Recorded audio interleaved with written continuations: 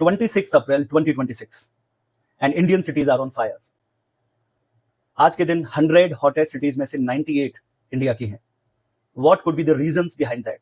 बहुत ही common reason जो सभी लोग देते हैं कि ज्योग्राफिकल एंड क्लाइमेटिक फैक्टर्स को रीजन मानते हैं। हाँ, ये काफी हद तक ठीक है कि इंडिया एक ट्रॉपिकल एंड सब ट्रॉपिकल कंट्री है। उसकी लोकेशन की वजह से this country receive intense solar radiation through out the year और उसकी वजह से टेम्परेचर हाई हो सकता है। लेकिन ऐसा तो बहुत सारे देश हैं जो सेम ट्रॉपिकल एंड सब ट्रॉपिकल लोकेशन पे देखने को मिलते हैं।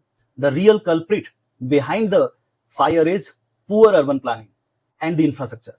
आप देखिए किस तरीके से सिटीज को डेवलप किया जा रहा है। स्ट्रीट्स की विड्थ नहीं है, बिल्डिंग्स के ऊपर बिल्डिंग्स बनती चली जा रही है, नो प्रॉपर वेंटिलेशन। और इन सारे रीजंस की वजह से हमें देखने को मिलता है India is suffering from a one effect that is urban heat island effect. इसका मतलब क्या है कि जब भी अनप्लान्ड और रैपिड अर्बनाइजेशन होता है, जिसकी वजह से ट्रीज को हमने कट कर दिया, वाटर बॉडीज को हमने वहां से ड्राई कर दिया और हमने बना दिया कॉन्क्रीट का जंगल, उसकी वजह से जो भी सोलर रेडिएशन डे में हमारी सिटीज एब्जॉर्ब करती हैं उसे वो रिलीज ही नहीं कर पाती इन द नाइट।